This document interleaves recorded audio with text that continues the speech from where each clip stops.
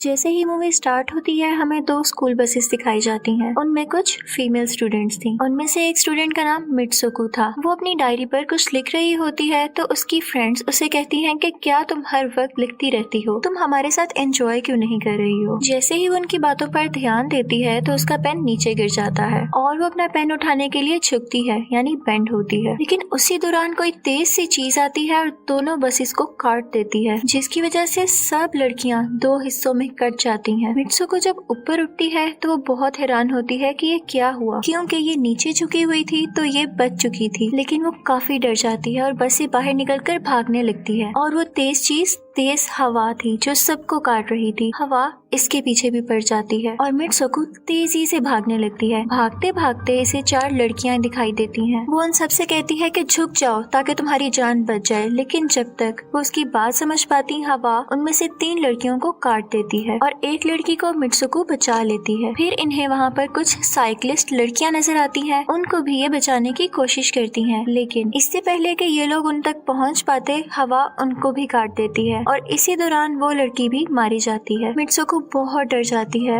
और डर में इधर उधर भागने लगती है कि फिर वो एक नदी के किनारे पहुंच जाती है। वहाँ पर जाकर वो अपना मुंह हाथ धोती है जिस पर बहुत खून लगा हुआ था। वहाँ पर पहले से ही बहुत सारी डेड बॉडीज पड़ी हुई थी जिनको हवा ने काट दिया था। वहाँ से वो एक डेड बॉडी के कपड़े लेती है और चेंज कर लेती है। फिर सीन चेंज होता है और हमें दिखाया जाता है कि मित्सुको चलते चलते एक स्कूल में आ गई है जहाँ पर और भी बहुत सारी फीमेल स्टूडेंट्स हैं। उनका यूनिफॉर्म मित्सुको के यूनिफॉर्म से चेंज था, यानी वो उसके स्कूल की स्टूडेंट्स तो नहीं थी। वहाँ पर एक लड़की मित्सुको के पास आती है और कहती है कि तुम कैसी हो। वो दरअसल उसकी बेस्ट फ्रेंड थी। लेकिन मित्सुको उससे पूछती है कि क्या तुम वाकई ही मेरी बेस्ट फ्रेंड हो, क्योंकि उसे कुछ समझ नहीं आ रहा था कि ये हो क्या रहा है। यहाँ पर हमें दिखाया जाता है कि मित्सुको और उसकी बेस्ट फ्रेंड काफी हद तक एक दूसरे से प्यार करती हैं। फिर अचानक से हवा का झोंका आता है और मित्सुको डर कर स्कूल की बिल्डिंग के अंदर चली जाती है। उसकी बेस्ट फ्रेंड को कुछ समझ नहीं आ रहा था कि ये हो क्या रहा है। वो उससे पूछती है कि मित्सुको तुम इतना स्ट्रेंज बिहेव क्यों कर रही हो, तुम्हें हो क्या गया है। मित्सुको से बताती है कि मैं नहीं जानती कि वो मेरा ख्वाब था या सच, लेकिन मैंने देखा है कि हवा का झोंका सब लड़कियों को काट गया है। ये सुनकर उसकी बेस्ट फ्रेंड उसे खिड़की के पास ले जाती है और अपना हाथ बाहर निकाल कर कहती है कि ये देखो, ये एक हवा का झोंका है और कुछ नहीं, रोज की तरह ऐसी ही हवा चल रही है। इस पर मित्सुको की परेशानी थोड़ी कम होती है और उसे लगता है कि शायद वाकई ये मेरा ख्वाब हो सकता है। उसके बाद मित्सुको की बेस्ट फ्रेंड अपनी और 2 दोस्तों को लेती है और क्लास बंक करने का प्लान बनाती है। जैसे ही ये चारों क्लासरूम से बाहर आ रही होती हैं तो इनकी टीचर भी आ जाती है और इनको देख लेती है।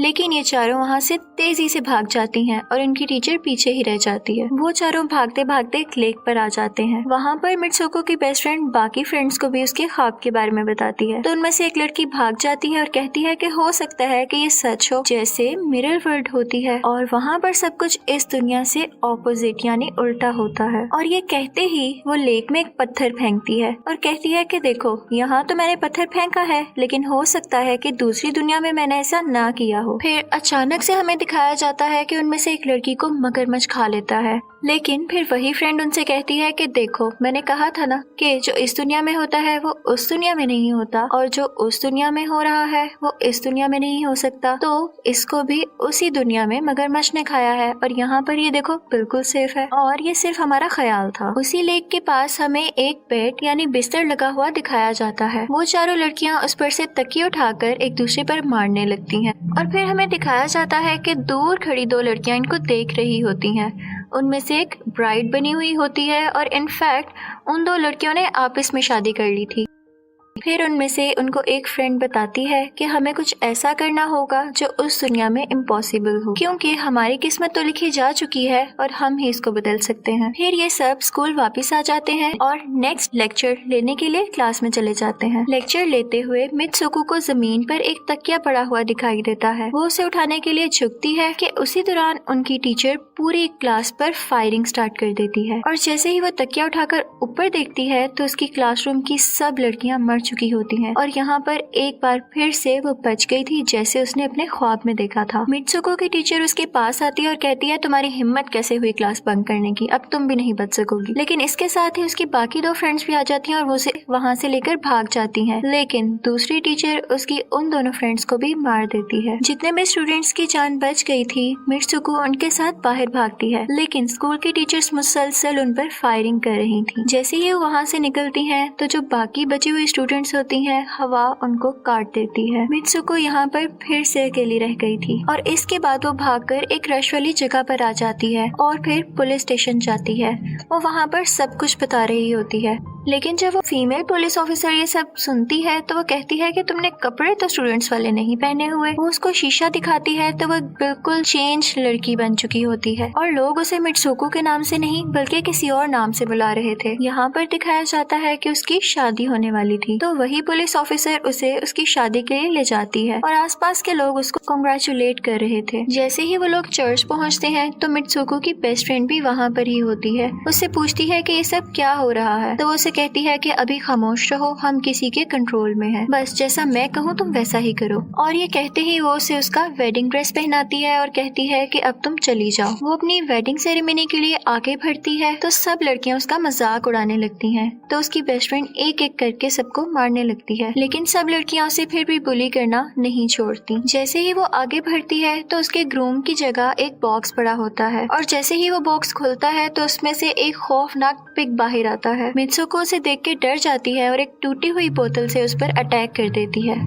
और फिर मित्सुको और उसकी बेस्ट फ्रेंड चर्च से भागते हुए बाहर आ जाती हैं। यहाँ पर भी 2 लड़कियां इनको रोकती हैं, लेकिन उसकी बेस्ट फ्रेंड इन्हें मारकर भाग जाती है और मित्सुको दूसरी साइड पर आ जाती है। चलते चलते जब वो मिरर में खुद को देखती है तो यहाँ पे वो फिर से एक और चेंज लड़की बनी हुई थी। वहाँ पर रेस हो रही होती है और कुछ लड़कियां इसके पास आती हैं और फिर से किसी और नाम से बुलाकर कहती हैं कि तुम तो बहुत अच्छी रेसर हो, तो तुम भाग क्यों नहीं रही हो। और जब वो भागना स्टार्ट करती है तो खुद में भागने की एनर्जी फील करती है और रेस जीतने की पूरी कोशिश करती है। वहाँ पर इसे अपनी डेड फ्रेंड्स भी नजर आती हैं जो कि स्कूल में मारी जा चुकी थी और इसकी बेस्ट फ्रेंड भी वहाँ पर आ जाती है। लेकिन भागते भागते ये लोग नोट करते हैं कि वही पिग और वो औरतें जिन्होंने इनको चर्च में रोका था इनकी तरफ आ रही थी। तो रेसर्स इससे कहती हैं कि तुम यहाँ से चली जाओ, इस दुनिया से बाहर चली जाओ। वो भागते भागते एक अंधेरी जगह पर आ जाती है। वहाँ पर कुछ स्टूडेंट्स होती हैं जिन्होंने यूनिफॉर्म पहना होता है और वो मित्सुको की तरफ आती हैं और कहती हैं कि हम सब भी मरे हुए हैं और तुम्हें भी मार देंगे। लेकिन तभी मित्सुको की बेस्ट फ्रेंड वहाँ पर आती है और कहती है कि तुम इनके जाल में मत फंसना, तुम अपना असली नाम बार बार कहो। और इसी के साथ उसकी बेस्ट फ्रेंड आ जाती है और उसे जोर जोर से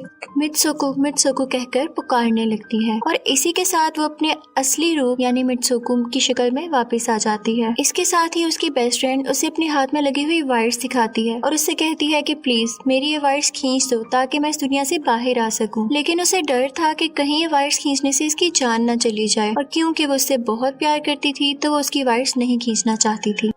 लेकिन अपनी बेस्ट फ्रेंड के इंसिस्ट करने पर वो वायर्स खींच देती है। इसी के साथ उसकी बेस्ट फ्रेंड के 2 हिस्से हो जाते हैं और फिर उसे एक गेट दिखाई देता है। उस दरवाजे से बाहर आने पर वो देखती है कि वो आदमियों की दुनिया में आ चुकी है और वहाँ पर उसके पोस्टर्स लगे हुए हैं जिसे कुछ लड़के देख रहे हैं। फिर एक लड़का उसकी तरफ आता है और कहता है कि तुम फ्यूचर में हो और ये सुनते ही वो बेहोश हो जाती है। जैसे ही वो होश में आती है तो वो आगे बढ़ती है और देखती है कि एक बूढ़ा आदमी एक रूम में गेम खेल रहा होता है और उसकी गेम में मित्सुको को वही कैरेक्टर्स नजर आते हैं जो वो पहले बन चुकी है। वो बूढ़ा आदमी कहता है कि ये गेम मैंने बनाई है और मैं ही तुम लोगों को कंट्रोल कर रहा हूँ। तुम तो बहुत पहले मारी जा चुकी थी लेकिन मैंने तुम्हारा डीएनए लेकर तुम्हें फिर से बनाया। मित्सुको को जब पता चलता है कि ये गेम है तो वो सोचती है कि शायद अभी भी मैं अपनी दुनिया में जा सकती हूँ। और फिर एक आदमी आता है जो मित्सुको को अपने पास बुलाता है तो वो बूढ़ा आदमी कहता है कि जाओ इस गेम की आखिरी सीरीज यानी आखिरी हिस्से को कंप्लीट कर दो। और मित्सुको डरते डरते उसके पास चली जाती है। इसी के साथ उसे अपनी दोस्त की कही हुई बात याद आ जाती है कि अगर हम इस दुनिया में कुछ ऐसा करेंगे जो दूसरी दुनिया में इम्पॉसिबल हो तो तुम इस गेम से बाहर आ जाओगी। और इसी के साथ वो उस आदमी का गला दुबा देती है और कहती है कि बस करो अब हमारे साथ खेलना। फिर वो उस बूढ़े आदमी की छड़ी उठाती है और अपने पेट में दे मारती है, जिससे उसकी डेथ हो जाती है। और बूढ़ा आदमी ये सोच भी नहीं सकता था कि मित्सुको ऐसे कर सकती है और इससे उसकी डेस्टिनी चेंज हो गई थी। वो इस दुनिया में यानी गेम में तो मर गई थी, लेकिन असली दुनिया में वो अभी भी जिंदा थी। फिर दिखाया जाता है कि मित्सुको के बाकी कैरेक्टर्स भी अपने आप को किसी न किसी तरीके से मार लेते हैं। अब वो सब के सब गेम का पार्ट नहीं थे। फिर हमें मित्सुको दिखाई जाती है जो कि एक बहुत बर्फीली जगह पर लेटी होती है और अब वो असली दुनिया में आ चुकी थी और सब कुछ खत्म हो चुका था। यहाँ पर वो बिल्कुल सेफ थी और इसी के साथ मूवी एंड हो जाती है। Thank you for watching.